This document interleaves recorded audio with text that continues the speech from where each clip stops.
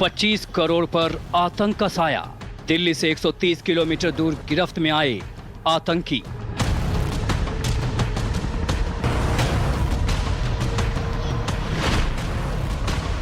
हरियाणा के करनाल से 4 आतंकी गिरफ्तार। ये 4 आतंकी जो है करनाल पुलिस ने अरेस्ट किए। पाकिस्तान से जुड़ा आतंक का कनेक्शन।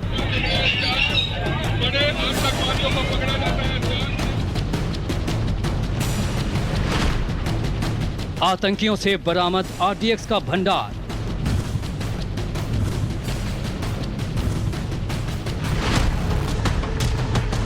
पाकिस्तान का पापी प्लान पुलिस ने किया नाकाम। 25 करोड़ पर आतंक का साया।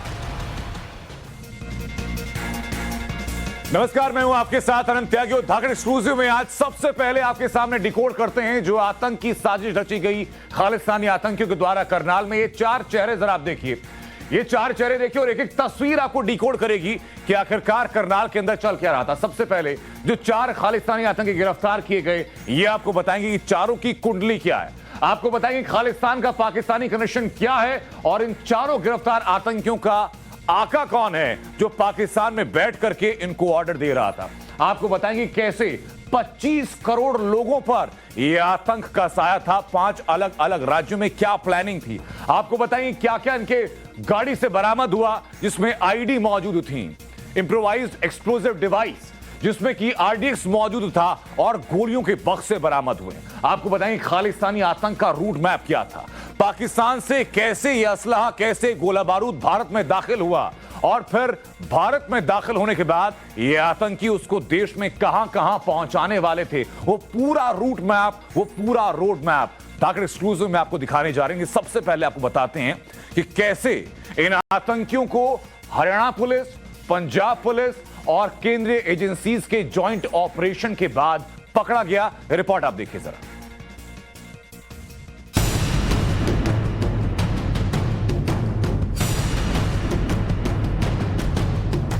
यही है वो इनोवा कार जिससे हरियाणा पुलिस ने 4 कथित खालिस्तानी आतंकवादियों को गिरफ्तार किया और हर बार की तरह इस बार भी आतंक और आतंकवादियों का कनेक्शन पाकिस्तान से है।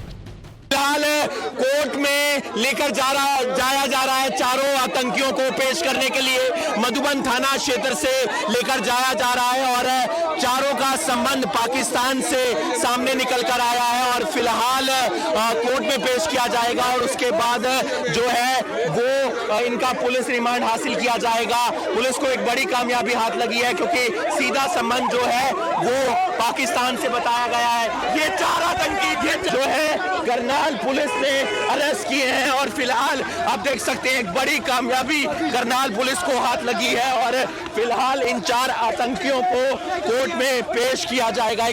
पाकिस्तान से कनेक्शन, करनाल के पुलिस सुपरिटेंडेंट ने पाकिस्तानी साजिश का खुलासा किया। एडीटीएस टीम ने जो एक्सरे जो एक्सप्लोजिव का किया है उसमें एक्सप्लोजिव की पुष्टि हुई है।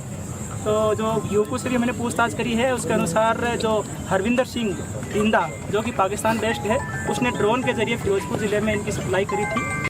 हरविंदर सिंह रिंडा ये बब्बर खालसा का वो आतंकवादी है जो पाकिस्तान में बैठकर आतंक का खेल खेलता है। हम आपको आतंकी रिंडा की आतंकी साजिश की पूरी कहानी बताते हैं। हरविंदर सिंह रिंडा ने तेलंगाना में पंजाब का लोकेशन भेजा। पंजाब के फिरोजपुर के एक गांव का लोकेशन भेजा गया। पंजाब के गांव में ड्रोन से हथियार गिराए गए। पंजाब के 4 आतंकियों ने हथियारों की डिलीवरी ली।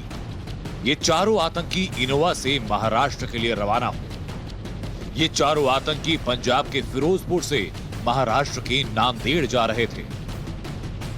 हरियाणा के करनाल में चारों आतंकियों को पुलिस ने धर दबोचा। आतंकियों के पास से 3 आईडी, 31 जिंदा कारतूस और 1 पिस्तौल बरामद की गई।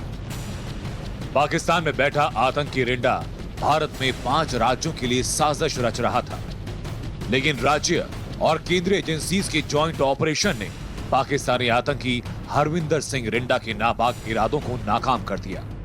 Bureau report, times now Navbharat. और इस वक्त मेरे सहयोगी गौरव श्रीवास्तव हमारे साथ जुड़ चुके हैं, जो कि इस वक्त करनाल में मौजूद है और पूरी अपडेट रखे हुए इस मामले को लेकर। गौरव, फिलहाल क्या अपडेट वहां से इन आतंकियों के बारे में?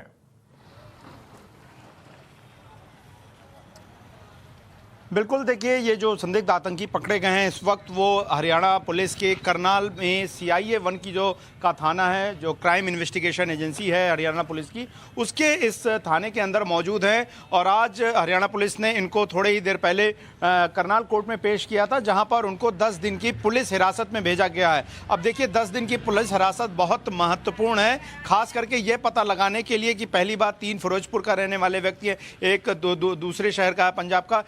ये सभी आपस में मिले कैसे, कुरियर बॉय बने कैसे, इनको आदेश देने वाला रिंदा तो जरूर है, लेकिन क्या कोई ऐसा स्लीपर सेल मौजूद है जिसने इनकी मदद की? देखिए, जो कि जानकारी हमें मिल रही है कि जो 3 लोहे के बॉक्स मिले हैं उनको बाकायदा गाड़ी में, जो कि गाड़ी पकड़ी गई इनोवा, उनमें अंदर फिट किया गया था। यानी कि उन्हें सामान्य तरीके से रखा नहीं गया था, बल्कि उनके लिए बाकायदा जगह बनाई गई थी, कार्व आउट किया गया था और उसके बाद वो बॉक्स फिट किए गए थे। और इसके अलावा जो जिंदा कारतूस और पिस्टल मिले हैं, और साथ ही साथ इसके पहले भी ऐसी जानकारी मिल रही है कि 2 और बार इस तरह के जो डिलीवरी है इन सभी 4 लड़कों ने की थी। तो वो डिलीवरी किसके लिए थी, किसके कहने पर करते हैं? और ये तेलंगाना और नांदेड़, ये जो नाम आ रहे हैं कि नांदेड़ जा रहे थे या संभवतः तेलंगाना जा रहे थे, ये अलग अलग बातें निकल कर आ रही हैं। इनका रूट क्या है, इनकी वजह क्या है, आखिर वहां भेजने का मकसद क्या है? अगर वो नांदेड़ भेजना चाहते हैं तो उसका मकसद क्या है, अगर तेलंगाना भेजना चाहते हैं तो उसका मकसद क्या है? और दूसरा ये कि ये सभी संपर्क में कैसे है? और तीसरा ये कि ये किस आतंकी संगठन की साजिश हो सकती है? क्योंकि अभी ये बहुत ही शुरुआती पूछताछ है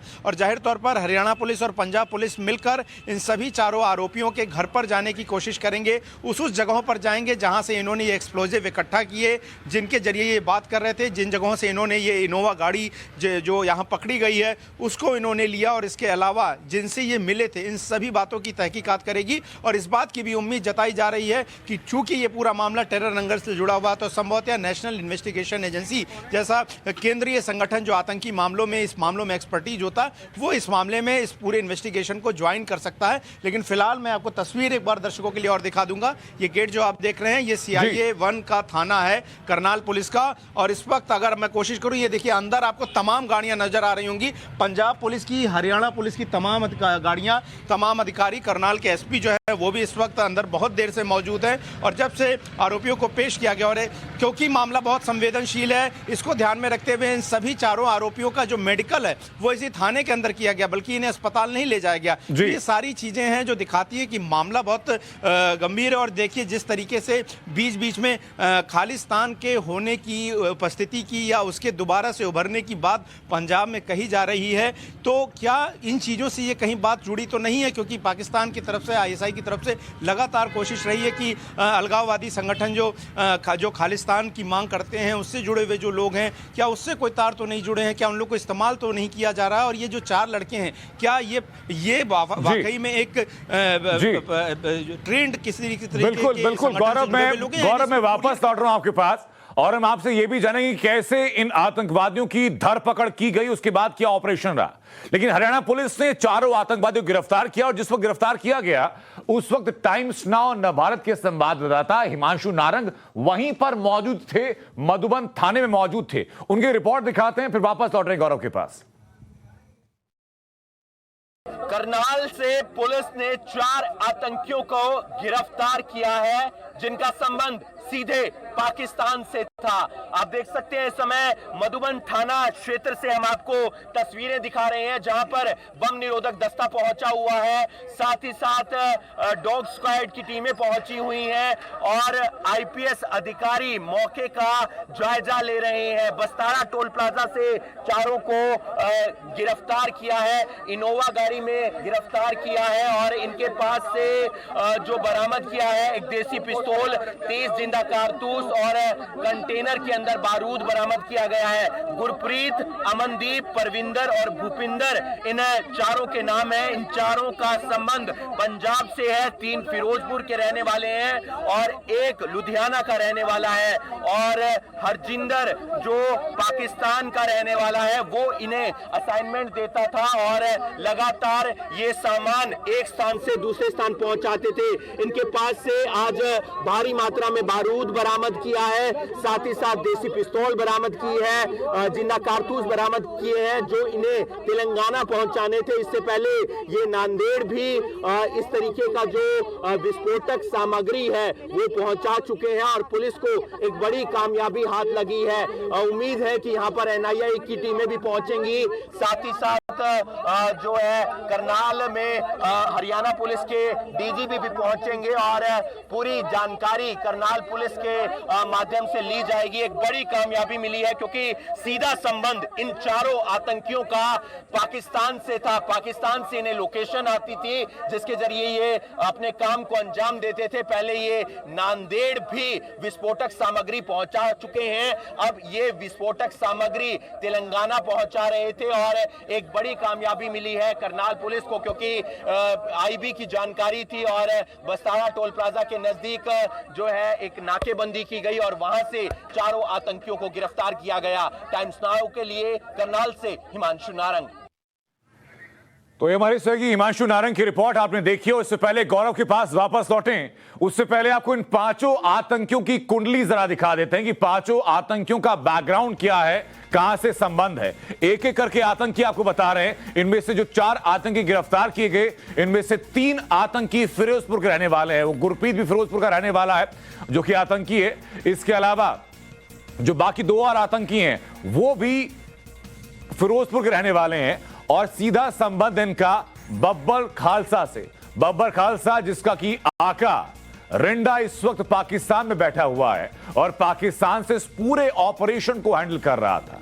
बताया जा रहा है कि रिंडवादियों को, संदिग्ध आतंकवादियों को लोकेशन भेजी थी और पूरा प्लान बनाकर भेजा था कि जब ड्रोन से भारत के अंदर ये हथियार ड्रॉप किए जाएंगे तो फिर गाड़ी से इनको देश के किस किस हिस्से में लेके जाना है। इसमें नांदेड़ भी शामिल है, इसमें तेलंगाना भी शामिल है, इसमें संभवतः राजधानी दिल्ली भी शामिल हो सकता है क्योंकि आपको याद होगा कि कुछ वक्त पहले राजधानी दिल्ली में 3 अलग अलग ठिकानों से भारी मात्रा में हथियार और भारी मात्रा में विस्फोटक भी बरामद हुए थे, जिसके बारे में इनपुट्स ये भी कहते हैं कि जो यहां से विस्फोटक बरामद हुआ करनाल से, वो लगभग मैच करता है दिल्ली से बरामद विस्फोटकों से। हमारे से गौरव लगातार बने। गौरव, पाकिस्तान के साथ अब तक कनेक्शन क्या एस्टेब्लिश हो पाया है? रिंडा की क्या भूमिका फिलहाल सामने आ पाई है?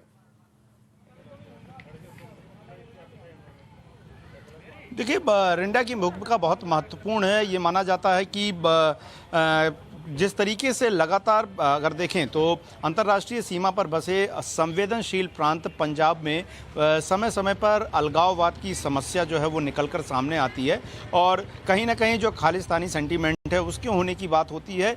उसको कहीं ना कहीं उस आंदोलन को समर्थन देने के लिए, उस अलगाववाद को समर्थन देने के लिए लगातार पाकिस्तान और आईएसआई और इसके अलावा बब्बर खालसा जैसे तमाम संगठन जो हैं वो मिलकर इन चीज़ों को अंजाम देने की कोशिश करते हैं। जिस तरीके से हथियारों की डिलीवरी दी गई है वो कोई सामान्य डिलीवरी नहीं है। वो इस बात से भी हम समझ सकते हैं, जैसा मैं पहले जिक्र कर रहा था, कि अगर एक इनोवा गाड़ी है और उसमें 3 लोहे के कार्टन लेकर कोई जा रहा है, बॉक्स लेके जा रहा है, तो एक अलग तरीका होता है। लेकिन बाकायदा इनोवा के अंदर उसके लिए एक जगह बनाई गई थी, यानी कि डिक्की में एक जगह बनाई गई थी ताकि वो अलग से कहीं से उभर कर ना दिखाई दे। तो ये एक बहुत ही प्रशिक्षित तरीके से किया जा रहा है और जाहिर तौर पर चूंकि हमने देखा है कि बीएसएफ लगातार निगरानी रखती है, लेकिन समय समय पर बड़े बड़े ड्रोन जो हैं जिनकी कीमत 10 लाख रुपए होती है, उन बड़े ड्रोन के जरिए उनमें सामान, हथियार, ड्रग्स बांधकर सीमा पार से उन्हें बाहर भेजने की कोशिश होती है। तो ये उम्मीद जताई जा रही है कि जाहिर तौर पर पाकिस्तान की अंतर्राष्ट्रीय सीमा से पंजाब की तरफ से हो सकता है कि इन सभी हथियार को जो है वो पहले भारत की सीमा में भेजा गया हो रात के अंधेरे में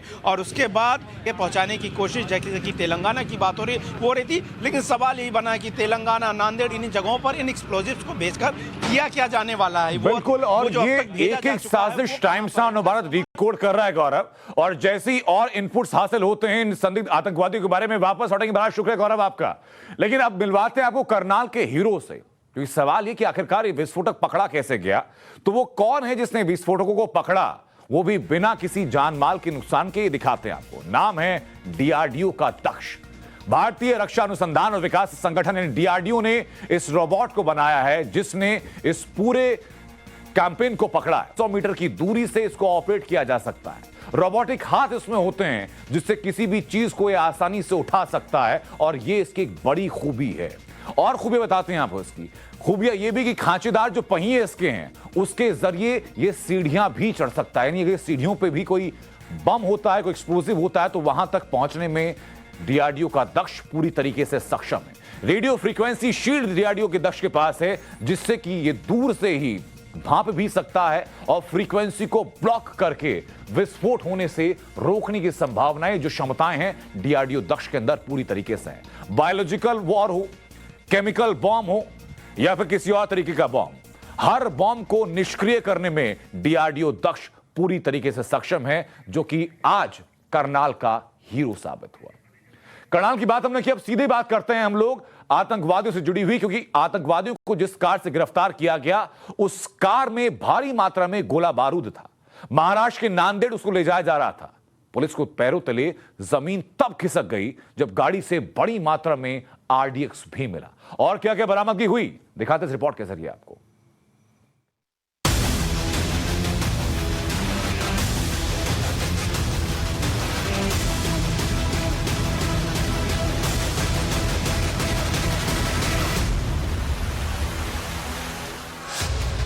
खालिस्तानी आतंकी ने देश को दहलाने की साजिश रची, जिसे भारत के शूरवीरों ने नाकाम किया। यही है वो इनोवा कार जिस गाड़ी में आतंकी हथियार और गोला बारूद भरकर ले जा रहे थे। इस गाड़ी में वो हथियार हैं, वो बारूद हैं जो देश को दहलाने के लिए काफी हैं। आतंकी इसी गाड़ी में साजिश को अंजाम देने के लिए पंजाब से महाराष्ट्र जा रहे थे, लेकिन आईबी, पंजाब पुलिस और हरियाणा पुलिस के जॉइंट ऑपरेशन के जरिए इस वारदात को अंजाम तक पहुंचाने से पहले इसका राज फाश कर दिया गया। उनका क्योंकि हरियाणा प्रदेश से कोई लेना देना नहीं है, पंजाब की इन्फॉर्मेशन में मिली थी और उस पंजाब की इन्फॉर्मेशन आधार पर बस्ताड़ा टोल पर हमने गाड़ी पकड़ी है, जिसमें कुछ असला भी मिला है, वो लोग भी पकड़े हैं, लेकिन उनसे अब तफ्तीश चल रही है क्योंकि अभी पकड़े गए हैं। उसकी इन्वेस्टिगेशन के बाद ही पता लगेगा उनका मकसद क्या था, कहाँ जा रहे थे। पुलिस ने जब गाड़ी को जब्त किया तब किसी को मालूम नहीं था कि इस गाड़ी में क्या है, लिहाजा पुलिस ने इस रोबोट के जरिए ये पता लगाने की कोशिश की कि गाड़ी में कितना और कैसा गोला बारूद है।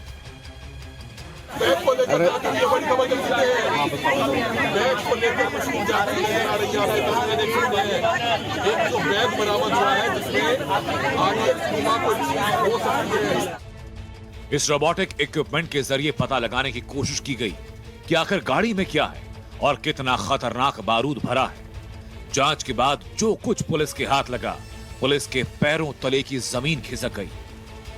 बुलाया था, गाड़ी की तलाशी ली गई। तलाशी के दौरान एक देसी पिस्टल, 30 जिंदा कारतूस और 3 लोहे के कंटेनर जिनका एक का वजन लगभग 2.5 किलो के आसपास है, वो मिले थे। उसके बाद में अभी बीडीडीएस टीम ने जो एक्सरे जो किया है उसमें एक्सप्लोजिव्स की पुष्टि हुई है।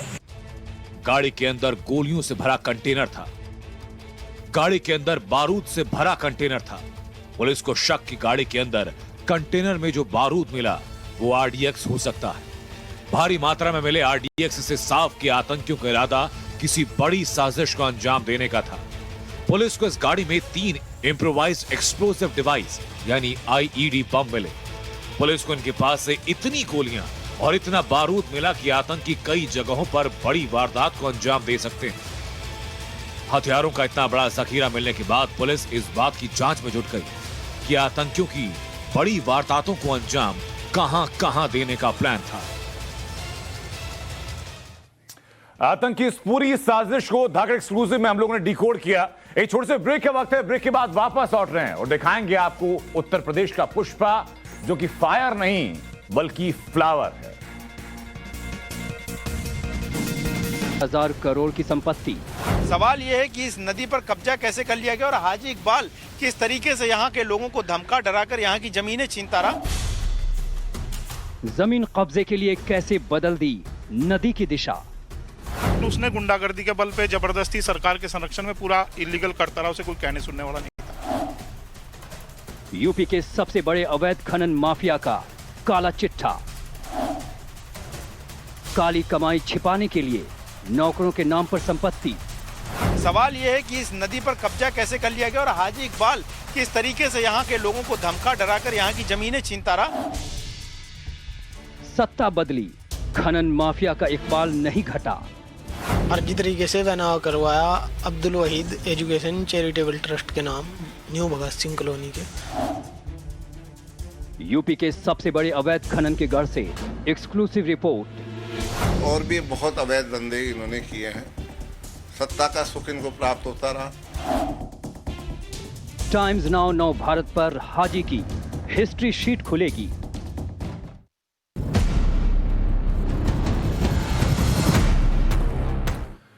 और धाकड़ एक्सक्लूसिव में बात उत्तर प्रदेश के उस पुष्पा की जो फायर बनने चला था लेकिन फ्लावर बन गया। शख्स का नाम है हाजी इकबाल, सहारनपुर का रहने वाला और बीएसपी का पूर्व एमएलसी रहा। हाजी इकबाल सहारनपुर में अवैध खनन का आरोपी है। खनन से 10,000 करोड़ की अवैध संपत्ति जुटाई है। लोगों की जमीन पर कब्जा करने का आरोपी है। अवैध खनन से पर्यावरण का नुकसान किया, राजनीतिक रसूख से कारोबार लगातार फैला दिया। दिखाते हैं आपको उत्तर प्रदेश के सबसे बड़े अवैध खनन के आरोपी का पूरा काला चिट्ठा।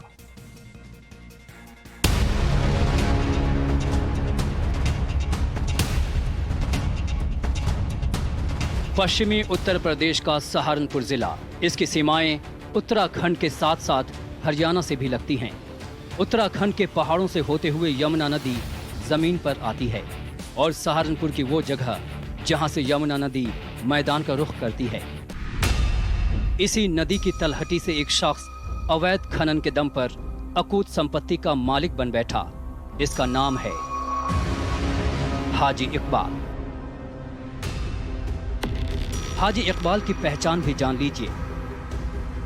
बीएसपी का नेता है, पूर्व एमएलए रह चुका है, लेकिन इसकी पहचान राजनीति से कहीं ज्यादा इसके अवैध धंधों के कारण है। हाजी इकबाल ने उत्तर प्रदेश में अरबों की संपत्ति खड़ी कर रखी है।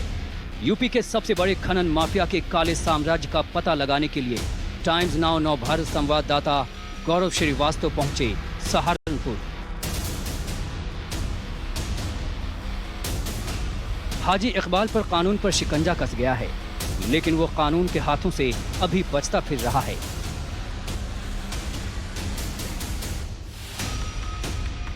हाजी इकबाल कुछ वर्षों पहले तक मामूली सी परचून की दुकान चलाता था, लेकिन आज की तारीख में उसके पास 10,000 करोड़ रुपए की अवैध संपत्ति है। 10,000 करोड़ तो सिर्फ अनुमानित आंकड़ा है, हो सकता है कि हाजी के पास संपत्ति इससे कहीं ज्यादा हो। हाजी इकबाल बेनामी संपत्तियों का भी बेताज बादशाह माना जाता है। जांच एजेंसियों की निगाह से बचने के लिए उसने अपनी कई प्रॉपर्टीज को अपने नौकर नसीम के नाम कर रखा था। हाजी इकबाल के यहाँ नसीम नौकरी करता था। हाल ही में 21 करोड़ की संपत्ति प्रशासनिक कुर्क की। उसके इस बेनाम संपत्तियों के समुद्र में से कितना लोटा जो है संपत्ति जो है वो ईडी और पुलिस निकाल पाती है, क्योंकि अभी जो अटैचमेंट हुए हैं वो कुछ हिस्से ही है। और इसी तरह की तमाम प्रॉपर्टी बेनामी संपत्ति किसी जूस वाले के नाम पर, किसी नौकर के नाम पर, किसी मुंशी के नाम पर सहारनपुर ही नहीं प्रदेश के कई शहरों में जो है वो हाजी इकबाल ने ले रखी है। और फिलहाल वो फरार चल रहा है। उसकी गिरफ्तारी होती है नहीं होती है, इस पर निर्भर करेगा कि किस तरीके से आगे और कार्रवाई सहारनपुर पुलिस और उत्तर प्रदेश पुलिस करती है। हाजी इकबाल ने खैर की लकड़ी की तस्करी का काम शुरू किया था। इसके बाद नदियों में अवैध खनन के काम में लग गया। हाजी इकबाल 2 कंपनियां खड़ी की, अपार माइंस और सहारनपुर माइंस। इन कंपनियों को राजनीतिक कृपा से नदियों के खनन का काम मिलने लगा। सिर्फ सहारनपुर में ही नहीं बल्कि पूरे यूपी में नदियों से खनन का ठेका एक वक्त में हाजी इकबाल के नाम था। इन्होंने माइनिंग तो की है और भी बहुत अवैध धंधे इन्होंने किए हैं। सत्ता का सुख इनको प्राप्त होता रहा और सत्ता के दबाव में हमारे जैसे लोगों के नामों का दुरुपयोग होता रहा। कितने करोड़ रुपए का लगभग फर्जीवाड़ा सिर्फ खनन में किया होगा? देखिए, इसका तो अंदाजा लगाना बहुत मुश्किल है, क्योंकि उसकी दहशत इतनी थी, जो कोई बोलता था उसकी तुरंत एफआईआर हो जाती थी।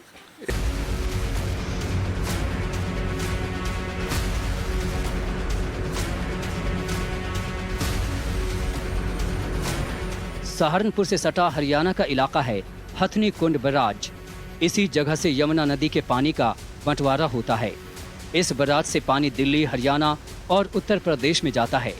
इस इलाके में हाजी इकबाल ने सालों तक अवैध खनन किया।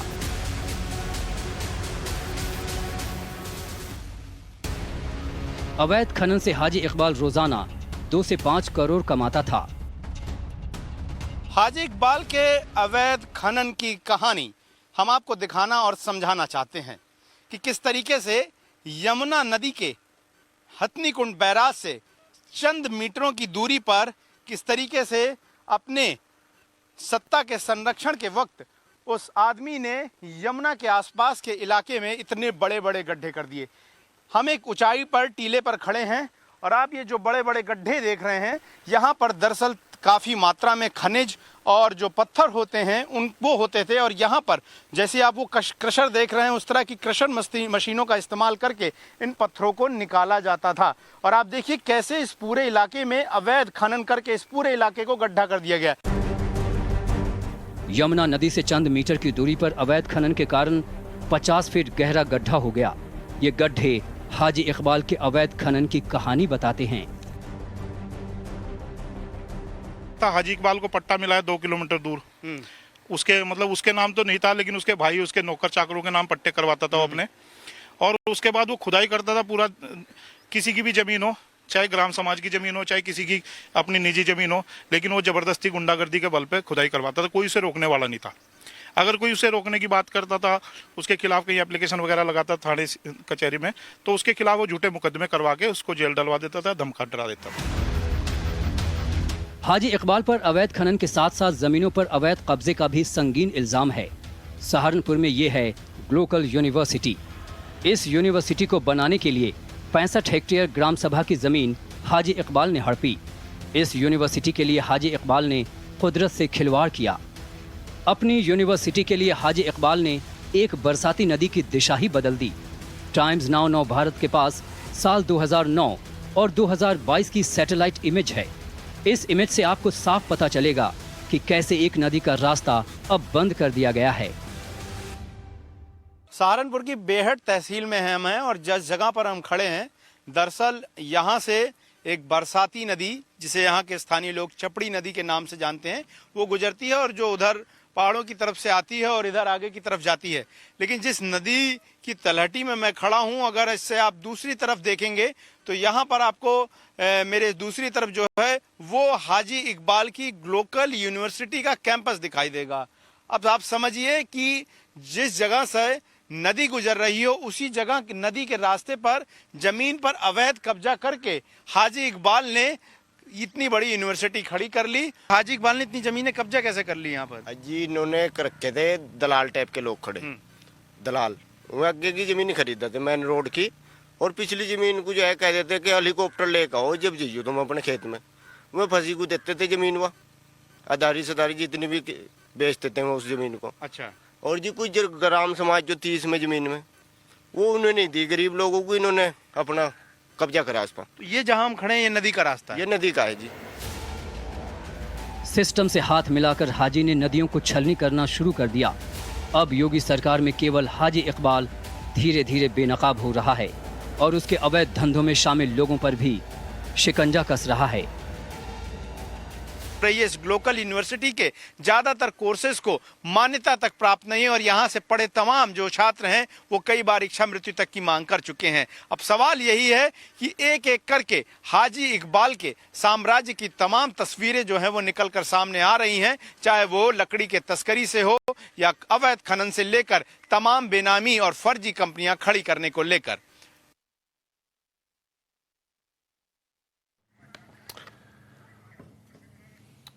हाजी इकबाल की संपत्ति का सही अंदाजा पुलिस प्रशासन को भी नहीं, क्योंकि उसने कई संपत्तियां अपने नौकरों या फिर रिश्तेदारों के नाम कर रखी।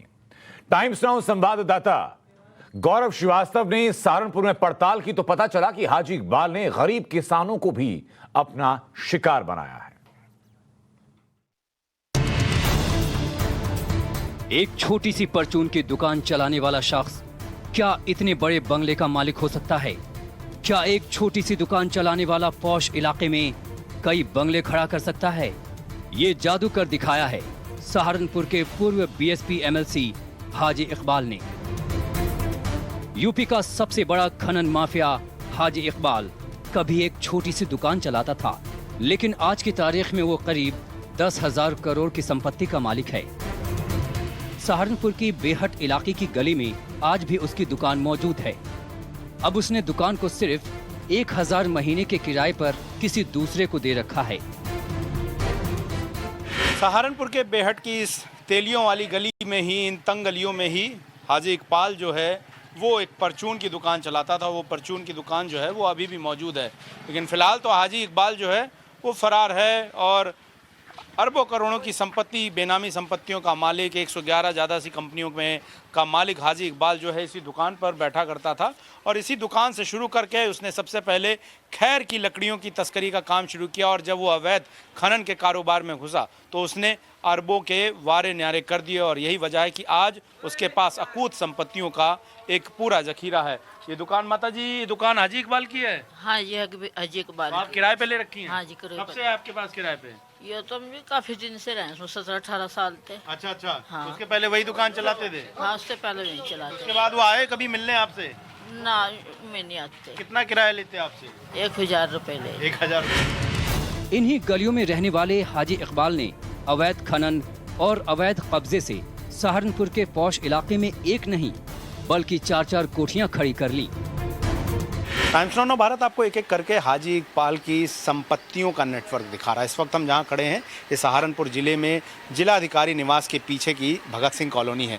मेरे पीछे आप जो मकान देख रहे हैं वो उस कोने से जनरेटर से शुरू होकर और इस कोने तक ये मकान आता है। ये मकान भी जो है वो हाजी इकबाल का है। इसके अलावा फिर हम दूसरे मकान पर पहुँचते हैं। ये देखिए काफ़ी बड़ी कोठी जो है यहाँ पर बनी है और करोड़ों रुपये इसकी कीमत है। देखिए अतिक्रमण भी कर रखा है यहाँ पर, क्योंकि रसूख था तो ज़मीन कब्जा करना तो बड़ी बात है, छोटी बातें अतिक्रमण की भी आपको यहाँ नज़र आ रही होंगी। फिर उसके बाद जो आप ये बिल्डिंग देख रहे हैं जिसमें ये लॉक लगा हुआ है, ये लॉक बताया जा रहा है कि जो ग्लोकल यूनिवर्सिटी वो चलाता है बेहट इलाके में, जिसमें तमाम फर्जी डिग्रियाँ बांटी जाती हैं, उस ग्लोकल यूनिवर्सिटी का ये ऑफिस हुआ करता था। अभी फ़िलहाल जो है ये बंद है। और इसके बाद तीसरी प्रॉपर्टी भी हम आपको दिखाने की कोशिश करेंगे हाजी इकबाल की, कि मैं आपको दिखा रहा हूँ। इसमें भी ताला लगा हुआ पड़ा है। ये काफ़ी बड़ी संपत्ति यहाँ पर आप देख रहे हैं, ये भी ताला लगा हुआ है। ये भी हाजी इकबाल की संपत्ति बताई जाती है। किसके नाम की ये जांच का विषय है, लेकिन ये ज़रूर पता लगा है कि अगर आप देखें तो यहाँ पर बहुजन समाज पार्टी के अंदर आप अगर देखें तो छोटे छोटे से बिलबोर्ड्स लगे हुए हैं, वहाँ पर आपको चिपके हुए दिखाई दे रहे होंगे। तो ये जो पूरी इतनी बड़ी प्रॉपर्टी है ये भी हाजी इकबाल की बताई जाती है। ये कुछ संपत्तियां हैं जिन्हें हाजी इकबाल ने अवैध कमाई से खड़ी की हैं। लेकिन हाजी इकबाल सिर्फ अवैध खनन ही नहीं करता, वो लोगों की संपत्तियों पर अवैध कब्जा भी करता था। टाइम्स नाउ नव भारत संवाददाता गौरव श्रीवास्तव ने ऐसे लोगों को ढूंढ निकाला जो हाजी इकबाल के शिकार हुए हैं। पिछली सरकारों में इन लोगों की कोई सुनवाई नहीं हुई। मेघराज सिंह और सविता देवी ने हाजी इकबाल को 5 बीघा जमीन बेची थी, लेकिन फर्जी कागज बनाकर उसने पूरी 39 बीघा जमीन हड़प ली। हाजी इकबाल के लड़के भी आते थे, 3-4 लड़के आए और चारों ने हमारे साथ मारछेद करी और हमें कहा यहाँ से भाग जाओ नहीं तो हम गोली से उड़ा देंगे आपको। तो हम रोते भी लगते अपने घर चले गए। हमें बाद में पता लगा कि जी हमने आपकी सारी ज़मीन ले रखी है। हमने कुल 5 बीघे ज़मीन का सौदा किया था और 5 बीघे ज़मीन के हमें पैसे मिले थे और बाकी सब कुछ ऐसे हड़प लिया उन्होंने। हमें नहीं पता किस टाइम में क्या करे। आज सहारनपुर में ऐसे कई पीड़ित परिवार मिले जिनकी जमीन पर हाजी इकबाल ने कब्जा कर लिया। किसी की 5 बीघा, किसी के 39 बीघा, तो किसी की 28 बीघा जमीन पर हाजी इकबाल और उसके गुंडों ने कब्जा कर लिया। जिसने आवाज उठाई उसके साथ मारपीट की गई। कम से कम 100 आदमी थे जी। उन्होंने पार्टी में हमें दबाव दबा के मारपीट करके हमें भगाया गया जी। वहाँ से फसल भी हमारी छीन ली गई जी सारी। उसके बाद फिर हम वहाँ से खेत से बाहर निकाल दिए जी। ये कब की बात है? करीब 8-7 साल की बात होगी जी। कितनी ज़मीन थी आपकी? 28 बीघे जी। अब कैसे ली, कब ली, क्या बताइए? फर्जी तरीके से बनाव करवाया Abdul Waheed education charitable trust के नाम, न्यू भगत सिंह कॉलोनी के, जो कि जिसके जो यूनिवर्सिटी है। जी जी जी। कैसे हमारी ज़मीन हमको मिलनी चाहिए, हमारे पास कुछ और वसीला नहीं है। घास बोने अनाज बोने के वही था जी, धड़ी मजदूरी वाले आदमी जी हम। हाजी इकबाल ऐसे ऐसे लोगों को ढूंढता था जिनके पास जमीन ज्यादा हो और बहुत ज्यादा पढ़े लिखे ना हो, और इसी का फायदा उठाकर वो फर्जी कागज के आधार पर जमीन हड़प लेता था। हाजी इकबाल ने तो अपने पार्टनर्स को भी धोखा दिया। कभी हाजी इकबाल के साथी रहे अमित जैन को भी हाजी इकबाल ने ठगा। मेरे फर्जी हस्ताक्षर बना करके बैंकिंग की गई और माइनिंग से जो होता है कि MM11 वो इशू कराए गए, जो मेरी नॉलेज में कुछ भी नहीं है। कितने करोड़ रुपए का लगभग फर्जीवाड़ा सिर्फ खनन में किया होगा? देखिए, इसका तो अंदाजा लगाना बहुत मुश्किल है। देखिए, इसका इतना बड़ा प्रभाव था कि ये खाली पर्ची पे ये नोएडा तक जो है मटेरियल निकाल के भेजता था। तो आप इसका अंदाजा लगा लीजिए कि कितना पावरफुल था ये। हाजी इकबाल का रसूख इस कदर था कि वो उसकी जिन 2 कंपनियों को यूपी सरकार ने एक वक्त में खनन के काम में ब्लैक लिस्ट कर रखा था, उसी वक्त उसकी वही 2 कंपनियां हरियाणा में इत्मीनान से खनन कर रही थीं। हाजी इकबाल ने रियल एस्टेट में भी धोखाधड़ी की प्लानिंग की थी। उसकी कंपनी ने ग्रेटर नोएडा में एक हाउसिंग प्रोजेक्ट शुरू किया था। उसने लोगों से पैसे तो ले लिए, लेकिन उनको मकान नहीं दिया, जिसके बाद उसके खिलाफ गौतम बुद्ध नगर में केस दर्ज हुआ। हाजी इकबाल के फर्जीवाड़े की लिस्ट उसकी संपत्तियों से भी ज्यादा है। अब तो उसके बड़े भाई भी टाइम्स नाउ नव भारत के जरिए अपील कर रहे हैं कि वो कानून के सामने पेश होकर अपनी गलती कबूल कर ले।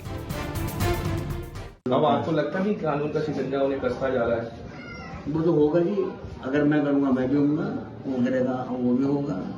इससे कानून से कहाँ बचा जाएगा? आप क्या चाहते हैं? हम तो ये चाहें बेहतर ही है वो सरेंडर करके और एक दफा अपना मामला ठीक कर ले। फिलहाल हाजी इकबाल फरार है और यूपी पुलिस के अलावा उसके खिलाफ ईडी की भी जांच चल रही है। हाजी इकबाल के पीछे किस राजनीतिक ताकत का हाथ था और वो कौन था जिसके शह पर वो अवैध संपत्तियां खड़ी करता जा रहा था? क्या जांच में उस राजनीतिक शख्स का नाम भी कभी सामने आ पाएगा?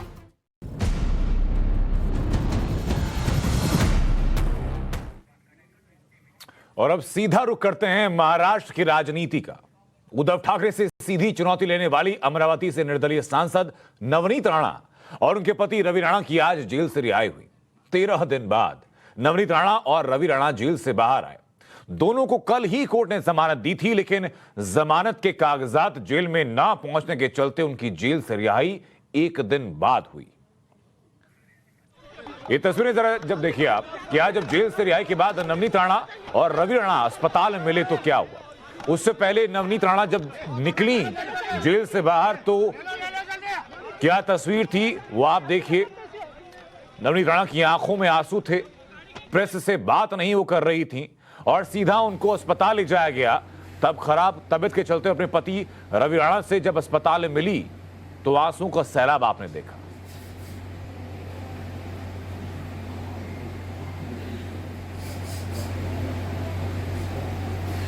तेरह दिन की जेल, जहां रवि राणा तलोजा जेल में थे तो नवनीत राणा भायखला जेल में थी।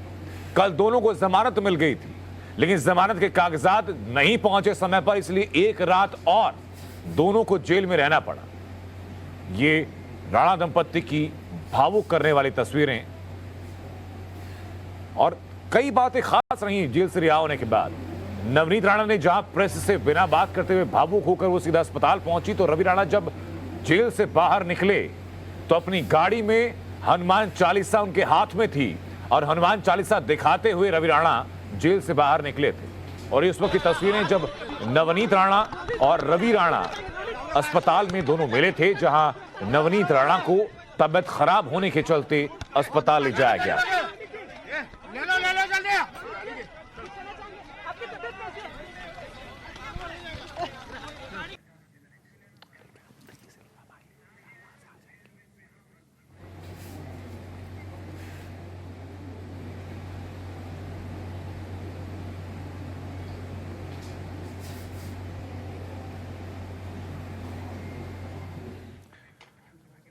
और धागड़ एक्सक्लूसिव में तमाम खबरों के बाद अब सीधा रुख करते हैं, दिखाते हैं आपको 50 खबरें बिना ब्रेक के।